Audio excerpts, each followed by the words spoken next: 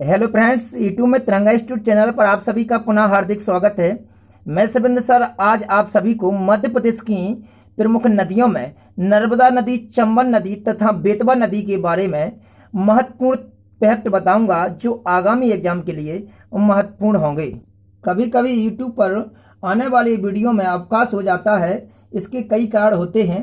तो चलिए हम आपको लिए चलते हैं मध्य प्रदेश में प्रभावित होने वाली प्रमुख नदियों में, और जिनमें हम पहली नदी के बारे में बताएंगे आपको नर्मदा नदी के बारे में। तो देखिए, हम आप सभी को बता दें कि भारत में जो अपने वेद हैं, जो वेद हमारे हैं, 4 वेद हैं, ऋजुवेद, यजुर्वेद और अर्थवेद और सामवेद। तो इन वेदों को नदियों का रूप दिया गया है। पौराणिक कथाओं में माना गया है कि गंगा नदी को ऋग्वेद, जो आपको सामने स्क्रीन पर लिखा दिखाई दे रहा है कि गंगा नदी को ऋग्वेद का रूप दिया गया है, यमुना नदी को यजुर्वेद और सरस्वती नदी को अथर्ववेद और नर्मदा नदी हमारी मध्य प्रदेश की जीवन रेखा कही जाने वाली को सामवेद कहा गया है। तो सामवेद का जो रूप दिया गया है वो हमारी नर्मदा नदी को दिया गया है। तो पौराणिक कथाओं में सामवेद कही जाने वाली हमारी मध्य प्रदेश की जीवन रेखा नर्मदा नदी है। तो हम आपको सभी को बता दें कि मध्य प्रदेश में जो 4 सबसे बड़ी नदियां हैं वे नदियां हैं हमारी कौन कौन सी, तो नर्मदा, चंबल, सोन और ताप्ती। इसको अगर आपको ध्यान रखना है तो एक ट्रिक है नाच एसटी। अगर नाच एसटी से आप ध्यान रखेंगे तो ना से नर्मदा और चा से इधर पे चंबल और एस से इधर पे सोन और टी से ताप्ती। तो जो नर्मदा, चंबल, सोन, ताप्ती है ये मध्य प्रदेश की सबसे बड़ी 4 नदियां हैं। और हमारी जो नर्मदा नदी है वो मध्य प्रदेश की सबसे बड़ी नदी है और देश की 5वीं सबसे बड़ी नदी है। कौन सी? नर्मदा नदी। तो नर्मदा नदी मध्य प्रदेश की सबसे बड़ी तथा देश की 5वीं सबसे बड़ी नर्मदा नदी है, जो प्रायद्वीपीय पठारों से निकली हुई है। इसका हिमालय से उद्गम नहीं हुआ है। तो मध्य प्रदेश के अमरकंटक जो अनूपपुर जिले में आने लगा है, तो मध्य प्रदेश के अनूपपुर जिले में स्थित स्थान अमरकंटक से नर्मदा नदी का उद्गम होता है और जिसका समापन खब्बात की खाड़ी अरब सागर में होता है। यह नदी पूरब से बहती है और पश्चिम की ओर बहती जाती है। तो पूरब से जब पश्चिम की ओर बहती है और ये अमरकंटक से निकलती हुई खब्बात की खाड़ी अरब सागर में गिर जाती है। मध्य प्रदेश, गुजरात, महाराष्ट्र में प्रभावित होते हुए यह हमारी कहाँ गिर जाती है? खब्बात की खाड़ी में एस्चुरी बनाती हुए गिर जाती है। देखिए, एक एस्चुरी होती है और एक डेल्टा होता है। तो एस्चुरी वो कहलाता है जब कोई नदी का पानी आए और किसी समुद्र में डायरेक्ट सीधे का सीधा गिर जाए तो वो कहलाती है एस्चुरी। परंतु जो डेल्टा होता है, डेल्टा वो कहलाता है कि यदि नदी का जो पानी आ रहा है, नदी का पानी विभिन्न जगह ऐसा बट जाता है और बटने के बाद उस स्थान को दलदलीय बना देता है, तो जहां पर ये पानी बट जाता है ऐसे वाले स्थान को हम क्या कहते हैं? डेल्टाई क्षेत्र कहते हैं। जो गंगा ब्रह्मपुत्र नदी आपस में संयुक्त होकर विश्व का सबसे बड़ा डेल्टा पश्चिम बंगाल में सुंदरबन डेल्टा बनाती हैं, तो वो डेल्टा कहलाता है। डेल्टा वो कहलाता है जब दलदलीय भूमि बन जाती है नदियों के पानी के फैलाव से। परंतु यदि नदी आई और सीधी डायरेक्ट किसी समुद्र या खाड़ी में गिर जाती है और गिरने से वो एक गड्ढे का रूप ले लेती है, ऐसे वाले स्थान को एस्चुरी कहते हैं। तो नर्मदा नदी अपने अवशेष को बहाते हुए अरब सागर खब्बात की खाड़ी में गिर जाती है और एस्चुरी का निर्माण करती है जो पूरब से पश्चिम की ओर बहती है। इतिहास के वर्णन करने वाले नामों में जाने वाला नाम टॉलमी ने नर्मदा को नामादोस कहा था। क्या कहा था? नामादोस। तो टॉलमी ने नर्मदा को क्या कहा है? तो नामादोस कहा है। आपको इसका ध्यान रखना है। तो इतिहास में जो लिखे हुए पौराणिक कथाओं या किसी का वर्णन करने में जो टॉलमी का स्थान है उसने नर्मदा को नामादोस कहा। तो अगर एग्जाम में आता है कि नर्मदा को नामादोस किसने कहा, तो टॉलमी ने अपने ग्रंथों में कहा है। नर्मदा के जो अन्य नाम हैं वो मैकलसुता है और सोमो देवी है और रेवा है। अब देखिए, इसका नाम मैकलसुता है, तो मैकलसुता इसका नाम क्यों पड़ा है? तो हम आपको बता दें कि मैकल एक पर्वत का नाम है और सुता का मतलब होता है पुत्री। मतलब मैकाल की पुत्री कौन कही जाती है? नर्मदा मैया कही जाती हैं। तो इनका नाम मैकलसुता क्यों पड़ा है? एक मतलब पौराणिक कथा में माना जाता है कि नर्मदा नदी का उद्गम जो शंकर जी हैं, शिव जी हैं, उनके पसीने की बूंदों से हुआ था। जब शंकर जी बता दें आपको कि भक्ति में लगे लीन थे, तभी उसी समय किसी कारणवश उनकी तीसरी नेत्र खुल जाता है और वह क्रोध में आ जाते हैं। जब वह क्रोध में आ जाते हैं तब उनके शरीर से कुछ पसीने की बूंदें नीचे गिरती हैं और गिरने के कारण वहां से एक नर्मदा नदी का उद्गम होता है। तो अमरकंटक स्थान पर वहां पर शिव जी की जो पसीने की बूंदें हैं वहां से नर्मदा नदी का उद्गम माना जाता है। और यहाँ पर जो नर्मदा नदी अमरकंटक है, अमरकंटक जो एक पहाड़ी है वो मैकाल पर्वत की, विंध्याचल पर्वत श्रेणी की एक मैकाल पर्वत है, उसमें से एक जो स्थान है अमरकंटक, वहां से नर्मदा नदी का उद्गम होता है। जब मैकाल पर्वत जो है, मैकाल पर्वत से नर्मदा नदी का उद्गम होने के कारण मैकाल की पुत्री कही जाने वाली नर्मदा नदी है। वह पौराणिक कथाओं के आधार पर नर्मदा नदी मैकाल पर्वत की पुत्री मानी जाती है। जब इनका मतलब जो शुरुआत हुई थी, मतलब इनका जो उद्गम हुआ था, मतलब ये छोटी मानी जाती थी पौराणिक कथाओं में। तो बचपन में ये किसकी पुत्री थी? मैकाल पर्वत की पुत्री थी। जैसे जैसे नर्मदा बड़ी होती गई तो उन्होंने जो इनके पिताजी थे, पिताजी के रूप में जाने वाली मैकाल पर्वत, जो मैकाल राजा माने जाते हैं, तो मैकाल ने अपनी पुत्री के लिए वर की तलाश करना प्रारंभ कर दी। तो जो नर्मदा नदी के लिए वर देखने के लिए मैकाल पर्वत वर देखने लगे, तो उसी समय उन्हें एक वर के रूप में उन्होंने सोनभद्र को चुना। किसको चुना? सोनभद्र, जो आज सोन नदी के नाम से जाना जाता है। तो सोनभद्र के साथ नर्मदा मैया का विवाह होना क्लियर हो गया था। परंतु क्या होता है कि जब किसी भी पत्र के रूप में नर्मदा मैया जो सोनभद्र को पत्र लिखकर भेजती हैं, तो वो जो पत्र भिजवाती हैं वो अपनी सहेली जोयला के हाथों भिजवाती हैं। जोयला नर्मदा मैया के वस्त्र धारण करके जाती हैं। कहाँ पर जाती हैं? सोनभद्र के पास जाती हैं पत्र लेकर। परंतु सोनभद्र जोयला को नर्मदा मैया समझ बैठता है और उनके साथ जो स्नेह भावना रूप जागृत कर लेता है। परंतु जब बहुत देरी के बाद जो मतलब जोहिला थी वो लौटकर नर्मदा मैया के पास नहीं जाती हैं, तब नर्मदा आती हैं और सोनभद्र के पास जोहिला को पाती हैं। तब वह यह सब देखकर क्रोधित हो जाती हैं और अपनी दिशा परिवर्तित कर लेती हैं। इसी कारण नर्मदा मैया जो हैं, जो पूरब से पश्चिम की ओर बहती हैं, परंतु मध्य प्रदेश की अन्य सभी नदी जो मानी जाती हैं वो पूरब पश्चिम से पूर्व की ओर बहती हैं। तो जो दिशा विपरीत होने का कारण है वो सोनभद्र से क्रोधित होकर उल्टी दिशा में बह जाती हैं और ये हमेशा के लिए प्रण कर लेती हैं कि अब जो हमको इधर पे धोखा दिया गया है, सोनभद्र ने जो धोखा दिया था, इस धोखे के कारण वो हमेशा जिंदगी भर के लिए कुंवारी रहने का प्रण कर लेती हैं। इसी कारण नर्मदा मैया को कुंवारी नदी भी कहा जाता है। तो आपको ध्यान रखना है कि कुंवारी नदी रहने का कारण क्या है। तो सोनभद्र से क्रोधित होकर उन्होंने विवाह न करने का प्रण ले लिया था प्रणय।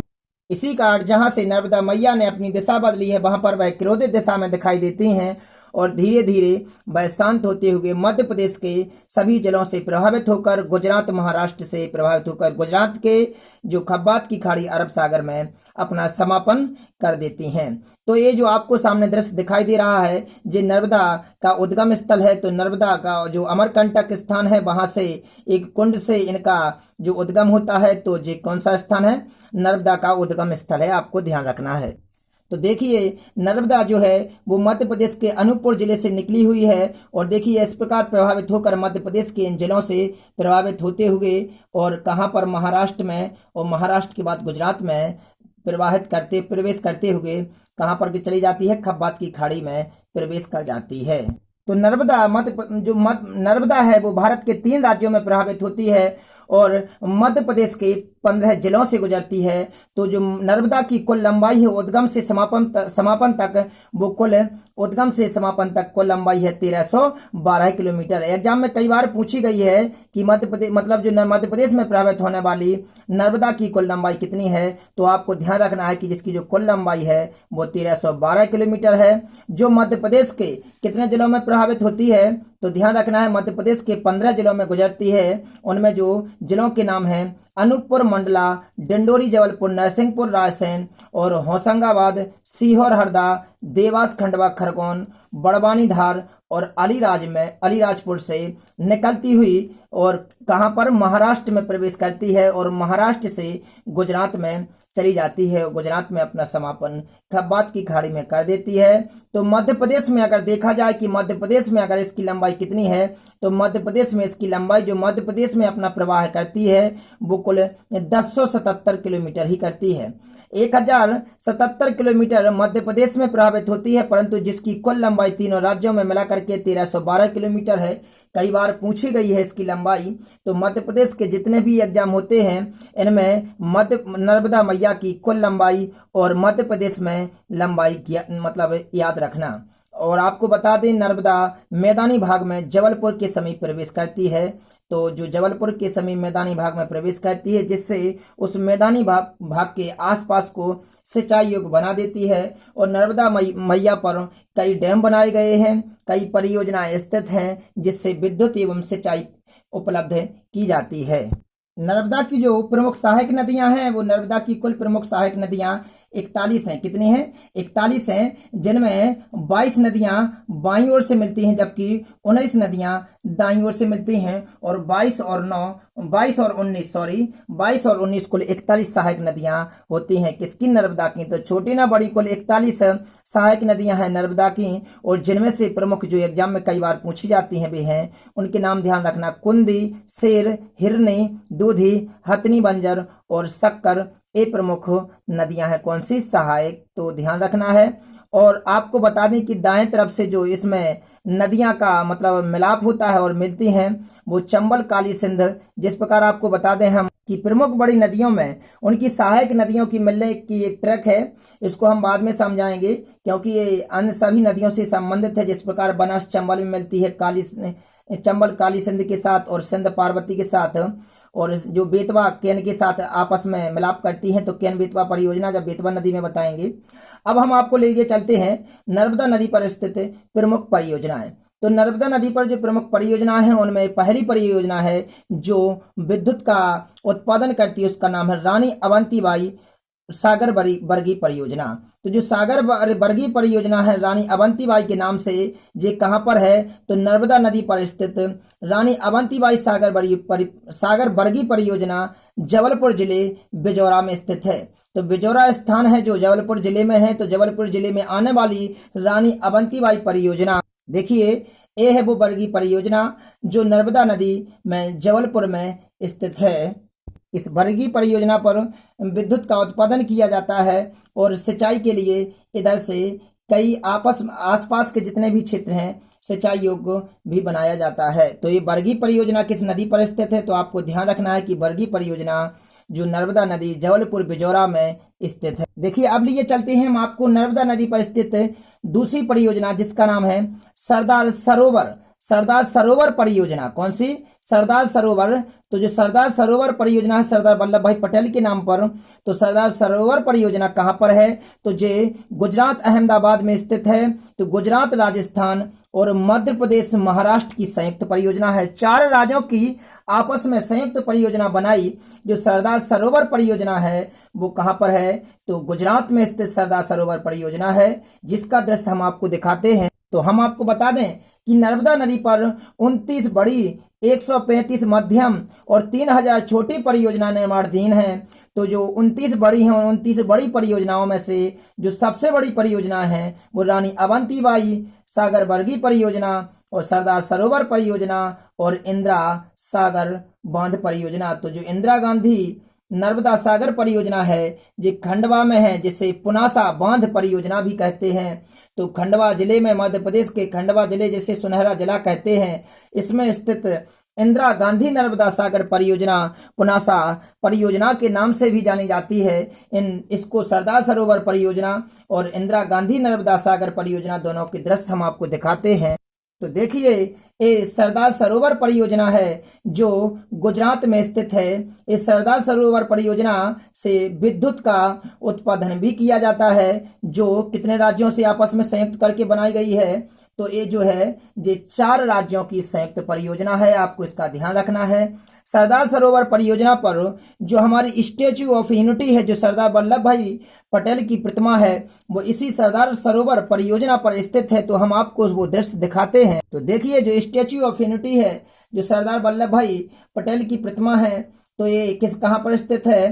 तो सरदार सरोवर बांध परियोजना पर स्टेच्यू ऑफ यूनिटी है, जिसका निर्माण नरेंद्र मोदी द्वारा करवाया गया था, जिसका उद्घाटन करवाया गया था। तो आपको ध्यान रखना है कि जो हमारे सरदार वल्लभ भाई पटेल हैं उनकी प्रतिमा स्टैच्यू ऑफ यूनिटी किस परियोजना पर स्थित है? तो हमारी सरदार सरोवर परियोजना पर स्थित है।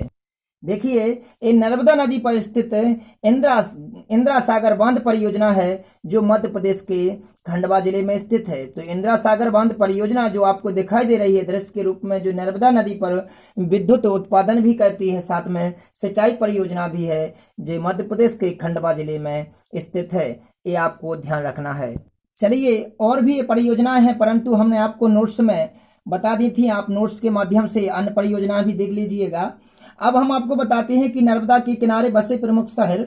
तो जो नर्मदा के किनारे बसे प्रमुख शहर हैं उनमें सबसे पहले नाम आता है होशंगाबाद का।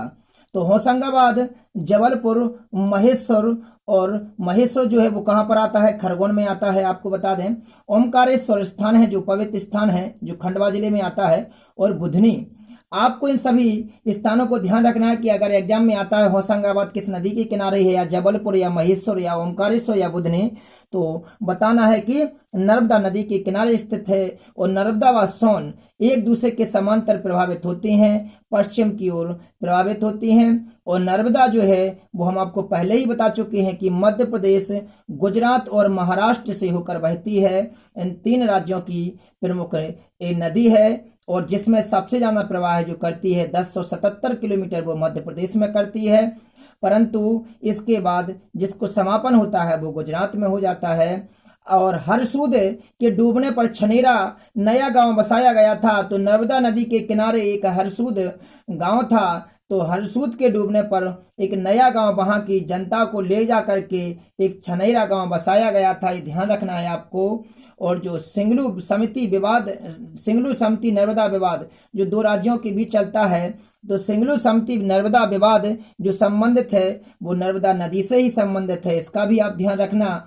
और मेधा पाटेकर नर्मदा बचाओ आंदोलन जो चलाया गया था कि नर्मदा का संरक्षण कीजिए, तो इसका जो आंदोलन चलाया था जो किसके नाम पर चला था, तो एक जो आपस में पर्यावरण समाज सुधारक माने गए हैं मेघा पाटेकर।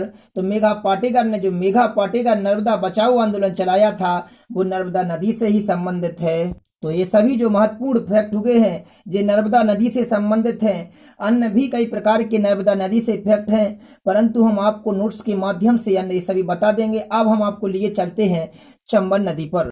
तो आपको हम बता दें कि चंबल नदी जो है, चंबल नदी मध्य प्रदेश के जो महू इंदौर है, जहां पर डॉक्टर भीमराव अंबेडकर का जन्मस्थली मानी जाती है महू, जिसे आज भीमराव अंबेडकर नगर कहा जाता है।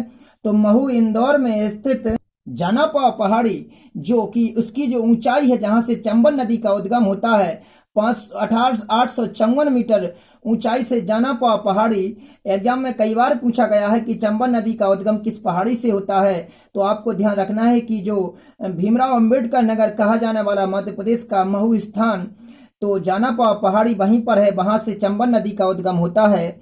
और बता दें कि चंबल नदी का उद्गम क्यों हुआ, तो महाभारत में जो वर्णित है पौराणिक कथाओं में माना जाता है कि महाभारत में जो राजा रतिदेव थे, राजा रतिदेव ने इसे उद्गमित किया था, मतलब इसका उद्गम किया था। तो राजा रति ने जो चंबल नदी का उद्गम किया, तो प्राचीन काल में इसे चर्मावती कहा गया था। चर्मावती या दूसरा नाम उसका कहते हैं धर्मावती।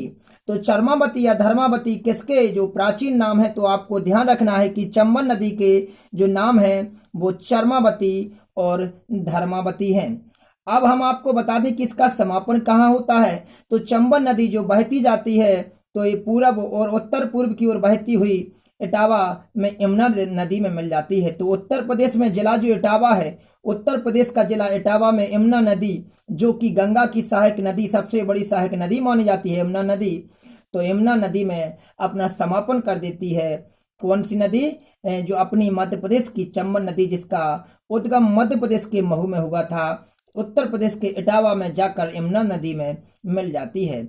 और चंबल नदी की जो सहायक नदी मानी गई है क्षिप्रा, कहा भी गया था, हमने आपको बताया था कि जो क्षिप्रा है, तो क्षिप्रा, काली सिंध और पार्वती बनास, इन चारों नदियों को ध्यान रखना आप कि क्षिप्रा, काली सिंध और पार्वती बनास जो हैं ये चंबल नदी की सहायक नदियां हैं। तो देखिए जो आपके सामने दृश्य दिखाई दे रहा है ये चंबल नदी का उद्गम स्थल है जो कि महू इंदौर में स्थित है। भगवान परशुराम का इधर पे जन्म स्थली मानी जाती है, जहां पर चंबल नदी का उद्गम स्थल है। यहाँ पर भगवान परशुराम का मंदिर भी है। देखिए आपके सामने लिखा भी दिखाई दे रहा है, भगवान परशुराम मंदिर जाना पाओ 4 किलोमीटर। इधर से जहां पर चंबल नदी का उद्गम है, यहाँ से 4 किलोमीटर दूर कौन है, जो भगवान परशुराम थे, तो उनका इधर पर मंदिर है। यहाँ पर उनकी जन्मस्थली मानी जाती है परशुराम की। तो चंबल नदी का उद्गम मध्य प्रदेश के महू से हुआ है। तो हम आपको जो चंबल नदी के महत्वपूर्ण फैक्ट हैं वो बताएं कि हम बता ही चुके थे कि उत्तर पूर्व की ओर बहाव क्षेत्र है, इसका उत्तर पूर्व की ओर बहती है और इटावा में मिल जाती है। राजस्थान मध्य प्रदेश के बीच सीमा बनाती हुई जाती है। तो राजस्थान और मध्य प्रदेश के बॉर्डर पर कौन बहती है, तो चंबल नदी बहती है। और नदी के जल द्वारा अब नाल का अपर्दन से भिंड मुरैना निकट गहरी खाइयां बन जाती हैं। इसका जो मिट्टी का अपर्दन कहती है, ये कटाव करती है जो भिंड मुरैना में, इसी कारण बड़ी बड़ी खाइयां जो भिंड मुरैना में बन जाती हैं। तो वो कौन सी नदी बनाती है, चंबल नदी बनाती है। और चंबल नदी की जो कुल लंबाई है वो 1040 किलोमीटर है। राज्य की प्रमुख जल परियोजनाएं आपको बताएं, जो जल परियोजना बनती हैं, प्रमुख विद्युत परियोजना बनाती हैं, तो वो गांधी सागर बांध परियोजना जो मंदसौर जिले में है, राणा प्रताप सागर परियोजना जो चित्तौड़गढ़ राजस्थान में है, क्योंकि ये आपस में जो राजस्थान और कहां पर किस बॉर्डर पर, मध्य प्रदेश के बॉर्डर पर बहती हुई जाती है। तो एक तो जो गांधी सागर परियोजना मंदसौर जिले में है जो मध्य प्रदेश में है, राणा सागर परियोजना जो है चित्तौड़गढ़ राजस्थान में आती है। और हम आपको बता दें राणा प्रताप सागर जो परियोजना है वो चित्तौड़गढ़ राजस्थान में है। और जो डबल बार रिपीट कर दिया है। और इधर पे दिया है जवाहर सागर परियोजना जो है कोटा राजस्थान में है। कोटा का नाम आपने अच्छी तरह से सुना होगा। तो जो शिक्षण संस्थान हमारा कोटा है, वहां पर भी एक परियोजना है जवाहर सागर परियोजना। तो जवाहर सागर परियोजना कहाँ पर है, तो आपको ध्यान रखना है कि जवाहर सागर परियोजना जो हमारी है वो राजस्थान में है। जी प्रमुख जल विद्युत केंद्र है। अगर आपको इन्हें सीखना है तो ट्रैक के माध्यम से सीख सकते हैं। गरज एक ट्रैक बनाई है, गरज से इधर पे गा से हो जाएगा गांधी सागर परियोजना, और रा से हो जाएगा राणा प्रताप सागर परियोजना, और जा से हो जाएगा कौन सा, तो आपको ध्यान रखना है जवाहर सागर परियोजना है। तो तीनों को गरज या गाजर भी कह सकते हैं, गाजर भी होता है, इसी ट्रैक से सीख सकते हैं। जो चंबल नदी पर प्रमुख स्थित परियोजनाएं हैं। परंतु हमने आपको जो अभी बताई थी नर्मदा नदी के बारे में, तो नर्मदा नदी के बारे में प्रमुख जलप्रपात नहीं बता पाए थे, जैसे दुग्ध जलप्रपात। और आपको बता दें हम भेड़ाघाट जलप्रपात, तो उनके हम आपको दृश्य दिखाई दे देते हैं, तो आप उनको ध्यान रखना। और हम इधर पे आपको 2 ही नदी बता पाए हैं, जो बेतवा नदी है वो अगले वीडियो में बताएंगे, तो आपको हम उनके दृश्य दिखा दें। देखिए नर्मदा नदी पर स्थित कपिलधारा जलप्रपात है, आपने सुना होगा। कपिल मुनि का नाम तो वहीं पर उन्हीं के जहां पर उन्होंने तपस्या की थी, तो कपिलधारा जलप्रपात है जो 11 मीटर ऊंचा जो किस नदी पर है, तो अमरकंटक से 9-10 किलोमीटर दूर कपिलधारा जलप्रपात बनता है जो नर्मदा नदी पर स्थित है। अगला आप देखिए दुग्ध धारा जलप्रपात। इसका जो पानी का कलर हो जाता है, रंग हो जाता है, जो दूध के समान होता है, इसी कारण इसका नाम दुग्ध धारा जलप्रपात है, जो किस नदी पर है, नर्मदा नदी पर स्थित है। देखिए सहस्त्र धारा जलप्रपात है जो किस नदी पर है, नर्मदा नदी पर स्थित है। तो आपको इसका ध्यान रखना है कि नर्मदा नदी पर ये प्रमुख 3 जलप्रपात हैं जो आकर्षक केंद्र बने हुए हैं मध्य प्रदेश की इस पावन पवित्र भूमि पर। तो आज इस छोटे से वीडियो में हम आपको नर्मदा और चंबल के महत्वपूर्ण जो प्रमुख फैक्ट हैं जो आगामी एग्जाम के लिए महत्वपूर्ण होंगे वो बता पाए हैं। अन्य नदियों बेतवा नदी और अन्य नदियों के बारे में हम आपको अगले वीडियो में बताएंगे।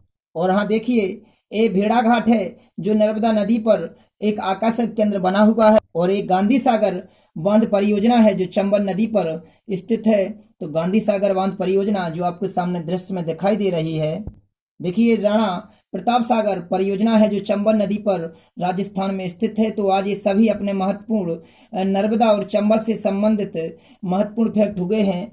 तो आप ये बताएं कि आपको वीडियो कैसा लगा। यदि वीडियो अच्छा लगा हो तो इसे लाइक करना तथा चैनल को सब्सक्राइब जरूर कर लेना और बेल आइकन प्रेस जरूर करना, ताकि आने वाले अगले वीडियो का नोटिफिकेशन आपके पास जरूर आए। धन्यवाद।